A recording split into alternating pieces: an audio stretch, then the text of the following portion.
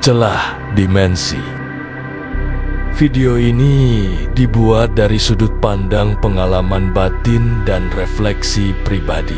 Tidak dimaksudkan untuk menggugat keyakinan siapapun, melainkan sebagai ajakan merenung dari sisi yang mungkin berbeda. Setiap orang berhak setuju atau tidak setuju. Saya menghargai perbedaan itu sebagai bagian dari perjalanan kesadaran masing-masing. Jika ada yang tidak sejalan, anggaplah sebagai jendela lain untuk melihat, bukan sebagai lawan untuk disangkal. Dalam hidup ini, terkadang kita menemui peristiwa yang sulit dijelaskan oleh logika biasa. Benda yang bergerak sendiri, suara tanpa sumber, bayangan hitam melintas, atau perasaan mual saat memasuki suatu tempat. Semua ini sering disebut sebagai kejadian gaib. Namun apakah benar itu hanya sekadar mitos, atau ada keterhubungan antara ruh, jin, dan energi manusia? Video ini dibuat untuk membantu kita memahami dunia gaib dengan cara yang sederhana. Bukan untuk menakut-nakuti, tetapi untuk menyadarkan kita bahwa alam ini luas dan saling terhubung. Dengan kesadaran yang bening, kita bisa mengenali tanda-tanda dan menjaga diri dari pengaruh energi yang tak terlihat.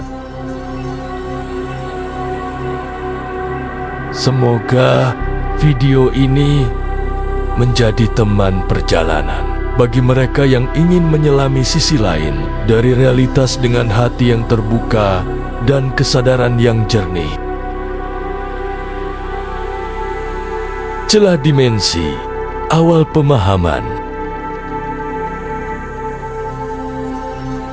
Tidak semua ruang adalah ruang kosong. Ada tempat-tempat yang menyimpan lebih dari sekadar udara dan debu. Tempat-tempat yang terasa berbeda, seolah menyimpan napas dari masa lalu atau gema dari dimensi lain. Dalam istilah yang sering digunakan oleh masyarakat awam, ini disebut sebagai tempat yang angker. Namun istilah ini seringkali hanyalah label atas sesuatu yang belum dipahami. Dalam ranah kesadaran energi, celah dimensi bukanlah pintu dalam arti fisik, melainkan keterbukaan medan, sebuah poros vibrasi, di mana tiga unsur utama yaitu gema jiwa, kepekaan energi manusia, dan eksistensi makhluk energi yang saling berinteraksi dalam satu titik. Ketika ketiganya bertemu dalam frekuensi tertentu, terbentuklah jalur terbuka, semacam pintu masuk yang memungkinkan peristiwa metafisik terjadi di ruang nyata.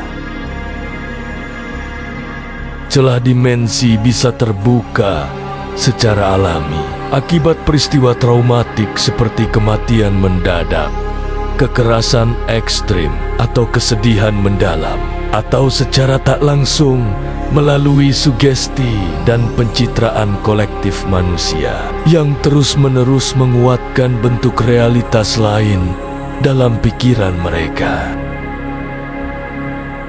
Di sisi lain, keterbukaan ini juga bisa dipicu oleh individu yang memiliki tingkat kepekaan energi tinggi namun belum menyadari cara mengelola pancaran batinnya.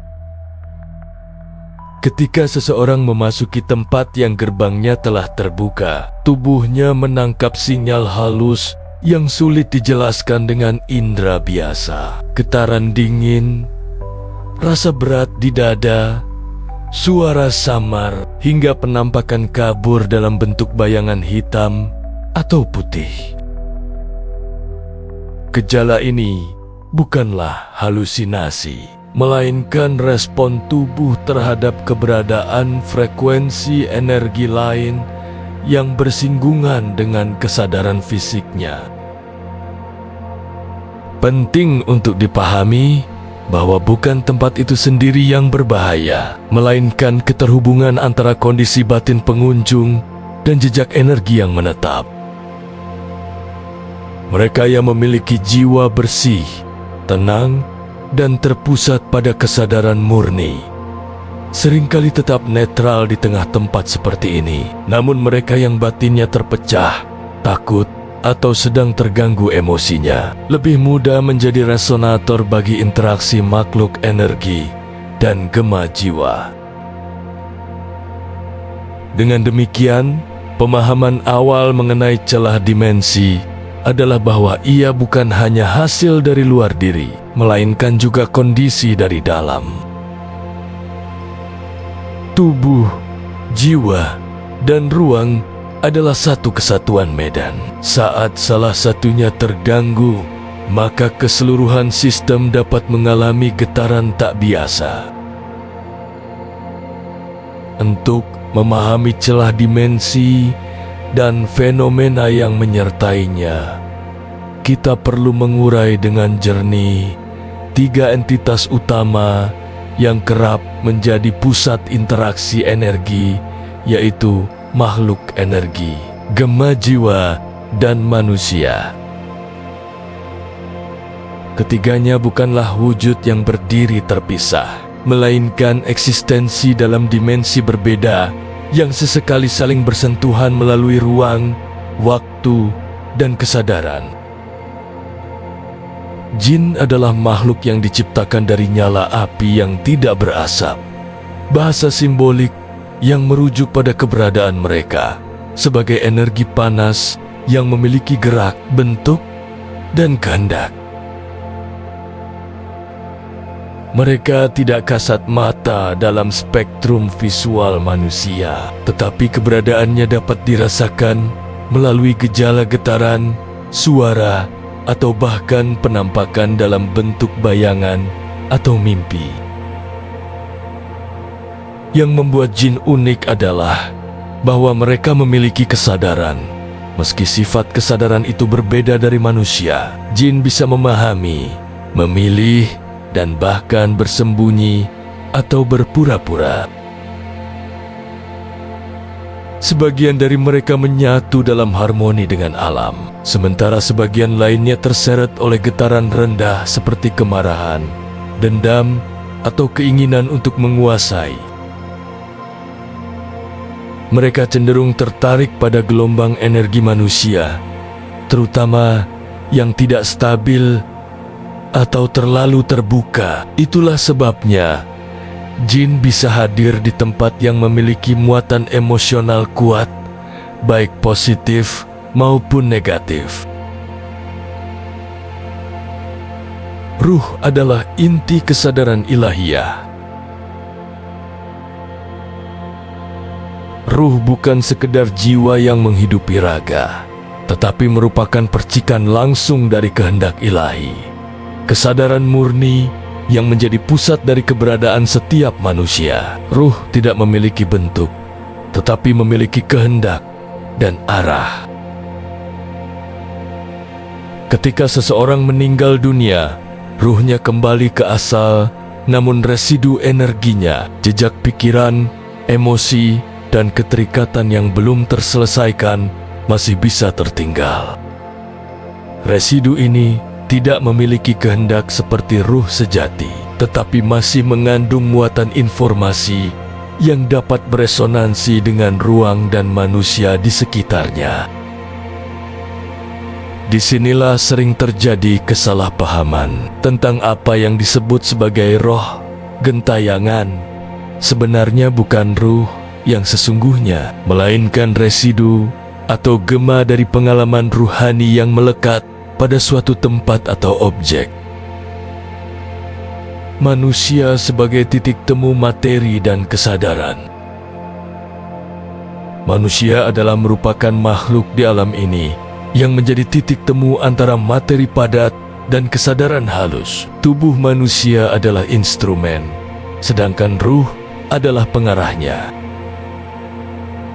Namun di antara keduanya ada jiwa yang merupakan lapisan emosi, ingatan, dan kehendak pribadi yang menjadi jembatan interaksi antara dunia nyata dan dunia gaib. Saat manusia memiliki tingkat kepekaan tinggi, ia dapat merasakan bahkan memasuki lapisan energi halus di sekitarnya. Namun kepekaan ini adalah pisau bermata dua. Bila tidak diiringi kesadaran dan pengendalian diri, maka manusia bisa menjadi pintu masuk bagi interaksi yang tidak disadari, termasuk interferensi jin dan aktivasi residu ruh. Interkoneksi tiga unsur ini. Ketika jin menyadari adanya residu ruh yang belum lepas dari suatu ruang, dan dalam saat bersamaan hadir manusia dengan energi tertentu, maka sebuah jalur interaksi terbuka. Jin bisa mengangkat bentuk dari residu itu. Manusia bisa menangkapnya sebagai penampakan, dan tempat itu menjadi titik getar yang hidup dalam energi halus.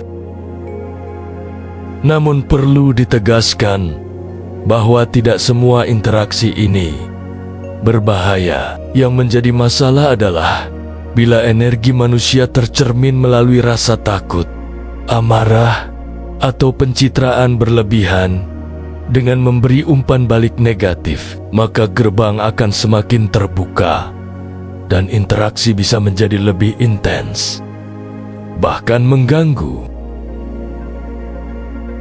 Ketiganya yaitu jin, ruh, dan manusia adalah makhluk energi yang masing-masing memiliki potensi, keterbatasan, dan kesadarannya sendiri. Manusia menjadi penggerak utama dalam interaksi karena ia membawa ruh sebagai perwakilan kehendak tertinggi, namun juga membawa tubuh sebagai simpul materi.